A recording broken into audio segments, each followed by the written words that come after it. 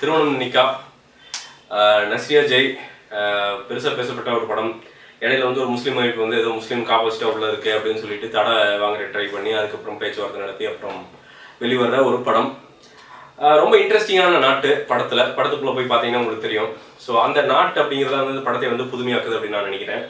To next வந்து ஜெயினுடைய comedy வந்து ஓரளவுக்கு ஒர்க் அவுட் ஆகிருக்கு. அதுவும் வந்து இந்த படத்துக்கு வந்து ஒரு தூணாக இருக்கிறது. நஸ்ரியா ரொம்ப அழகாக தெரியுறாங்க.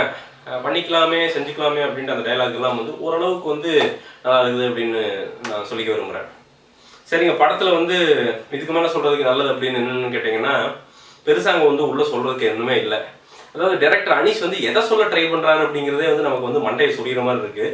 ரெண்டாவது ஹாஃப்லாம் பார்த்தீங்கன்னா உட்காந்துட்டு முஸ்லீம் மதத்தை பற்றி உட்காந்துட்டு எக்ஸ்ப்ளனேஷன் பண்ணுறாங்க. இதுதான் இப்படி தான், இது கட்டளை, இந்த ரூல்ஸ் அந்த ரூல்ஸ்ன்ட்டு. சார் அதை நாங்கள் யூடியூப்பில் வந்து சும்மா போட்டு பார்த்தாலே எங்களுக்கு தெரிஞ்சு, இல்லை கூகுள் பண்ணால் எங்களுக்கு தெரிஞ்சு போயிடுது. அது எந்த மதமாக இருந்தாலும் சரி, எங்களுக்கு அதெல்லாம் தேவையில்லை. எங்களுக்கு ஒரு நல்ல கதை, நல்ல ஒரு ஓட்டம் வந்து வேணும் அப்படின்னு நான் நினச்சோம். பட் அது இல்லை. இடையில வந்து அப்படியே தேங்கி நிற்கிது படம். அதுபோக வந்து ஒரு பாயிண்ட்லெஸ்ஸாக இருக்குது. எங்கே போய் முடியுது, எதுக்காக முடியுது அப்படிங்கிறதே வந்து ஒரு கேள்வியாகவே இருக்குது. நீங்கள் அதுக்கு பல பதில்கள் வைத்திருக்கலாம்.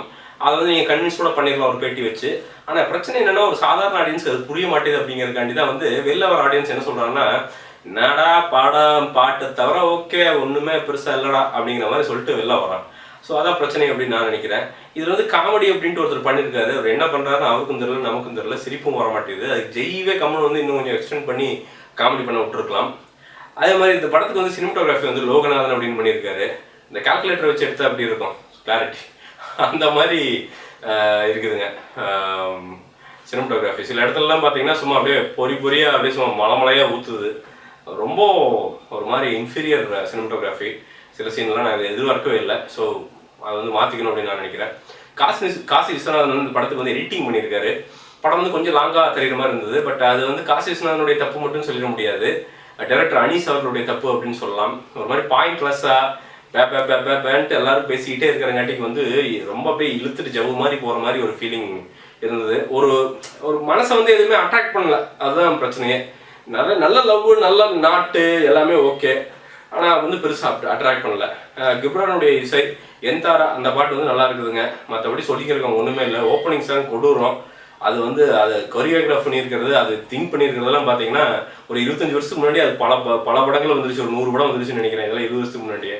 அதையே திருப்பி ட்ரெயின் போய் எங்கேயோ காட்டுக்குள்ள நிற்கிது, திருப்பி திடீர்னு ஆடுறாங்க சாயங்காலம் வரைக்கும். அப்புறம் திருப்பி ஏறி கோயம்புத்தூருக்குள்ளே போகிறாங்க.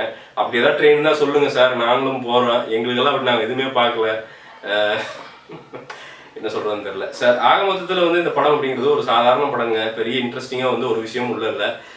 போர் அடித்து ரொம்ப மொக்கையாக இருந்ததுன்னா லைஃபு இன்னும் கொஞ்சம் மொக்கையை வந்து சேர்த்துக்கணும்னு நீங்கள் நினச்சிங்கன்னா போய் படத்தை பாருங்கள். உங்கள் ஃப்ரெண்ட்ஸோட போக ஜாலியாக கலாச்சிட்டே படத்தை பார்க்கலாம். இந்த படத்துக்கு என்னுடைய மார்க் அப்படிங்கிறது வந்து நிச்சயமாக 5க்கு வந்து ஒரு 2.75 தரலாம். அதுக்கு மேலே இந்த படத்தில் வந்து ஒன்றும் இல்லை. மீண்டும் ஒரு விமர்சனம், முன்னோட்டம் இல்லாட்டி வீடியோவுடன் கூடிய விரைவில் உங்களை சந்திக்கிறேன். அதுவரை நன்றி, வணக்கம்.